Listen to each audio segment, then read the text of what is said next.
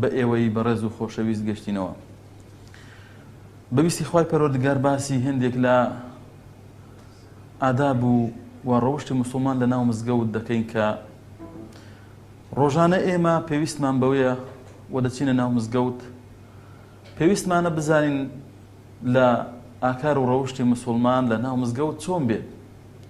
موسڵمانانی بەڕێز و خۆشەویست، معلومە کە مزگەوت جێگای عیبادەت و خواپەرستیە و هەموو نەتەوەیەک، هەموو گەلێک، هەموو کەسێک کە دینێکی هەبێت شوێنێکی تایبەتی هەیە بۆ عیبادەتکردن و موسڵمانیش شوێنی عیبادەتکردنی تایبەت ئەوەیە کە لە ناو مزگەوتدا کە ڕۆژانە 5 جار لە ناو مزگەوت عیبادەت بکات کە چەند ئاکار و ئادابێکی هەیە کە بۆ مزگەوت پێویستە موسڵمان ڕەچاوی بکات.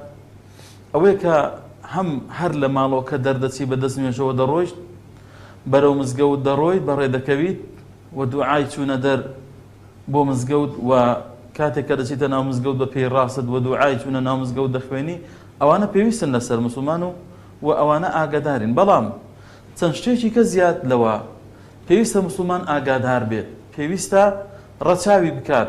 ئەوەیە کە کاتێک دەچیتە ناو مزگەوت خەڵکی وەکو تۆ هاتۆ بۆ عیبادەت، وەکو تۆ خەریکی عیبادەتکردنت لە ناو مزگەوت، کەواتە بە هێواشی بڕۆ ناو مزگەوتەوە و دەنگ بەرز مەکەوە و نوێژ لەوانی کە تێک مەدە، چکەوانە خەریکی مناجاتن. ئەو خەڵکی کە لە ناو مزگەوتە خەریکی عیبادەتە لەگەڵ پەروەردگاری مناجات دەکات، دەی تۆش بەبێ دەنگی هەر لە سەلامکردنەوە بە دەنگی بەرز سەلام نەکەی، چکە مزگەوت وەکو ناوبازار نییە، وەکو قاوەخانە و چایخانە نییە چی دەنگ بەرزکەی سەلام عەلەیکوم لە دەرگاوە و یەک لەو سەرەوە بڵێ بەخێر بێی، بڵێ تەشەکوور دەکەم، ئەو بڵێ بەخێر بێی سەرچاو. بەو شێوەیە نییە مزگەوت، بەڵکو مزگەوت شوێنی عیبادەتە کە دەچیتە ناو مزگەوتەوە دەنگ بەرز ناکەی، لە ڕاستی پایەک لە شوێنێک لە سوترەیەک دەوەسیت نوێژەکەت دەکەی، تەحیەت المەسجد کە بۆ موسڵمان پێویستە پێغەمبەر دەفەرمێ عەلەیهی السەڵاتو وەسەلام ئیذا دەخەل ئەحەدوکم المەسجد فلا يجلس حتى يصلي ركعتين، دامەنیشە حتاوەکو 2 ڕکەعەت سونەت دەکەی، کە چوویتە ناو مزگەوت 2 ڕکەعەت سونەت تەحیەت المەسجد بکە.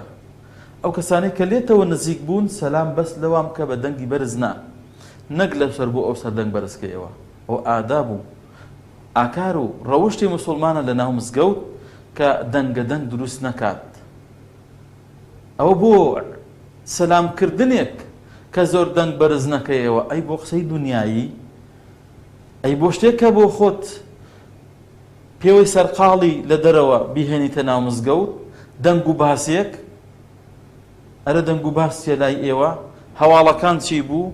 هێندێک خەڵک هەیە مۆبایلەکەی دەدەنێ و فەیسبوک، ئەو مەمنوعە لە ناو مزگەوت نابێت. وەکوتمان بۆ عیبادەتێک کە سەلامکردن بۆ خۆی عیبادەتە زیکرە و ئەجر و پاداشتی لەسەرە، کە بۆ ئەو بەو شێوەیە بە دەنگی بەرز دروست نەبێت و بۆ ئەوەی نوێژ لە خەڵکی تێک نەدێت، ئەی بۆ شتەکانی کەی دنیای هەر نابێت، ئەولاتر کە نابێت.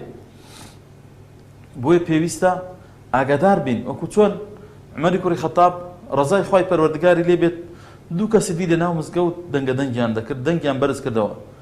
ئەو سەحابەی دەفەرمێ عومەر ڕەزای خوای پەروەردگاری لێبێت ئەوە دەنگکە بەردێکی وردی تێگرتم، بانگی کردم، فەرمی بڕۆ بانگی ئەو دوانم بۆ بکە. دەفەرمێت چون بانگی کرد، بانگی ئەو 2 کەسەم بۆ کرد، پێغەمبەر عومەری کوڕی خەتاب گوتی ئێوە خەڵکی کوێن؟ گوتیان خەڵکی تائیفین. گوتی ئەگەر خەڵکی ئێرە بووان لە مزگەوتی پێغەمبەر عەلەیهی السەڵاتو وەسەلام ئەوا دەنگ بەرز دەکەنەوە، ئەوە ئەزیەتم دەدان.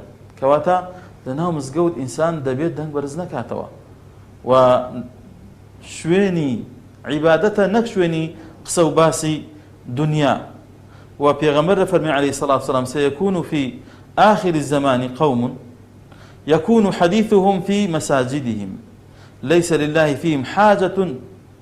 دەفەرمێ خەڵکانێک لە ئاخیری زەمان قسە و باس و بەسەر هاتەکانیان لە ناو مزگەوتەکانیانە، هەرچی لە دەرەوە کۆی دەکات و دەهێنێتە مزگەوت، لە ناو مزگەوت مناقەشەی دەکا و بڵاوی دەکاتەوە و قسە و مەجلیسەکەی خۆی پێخۆش دەکات. فليس لله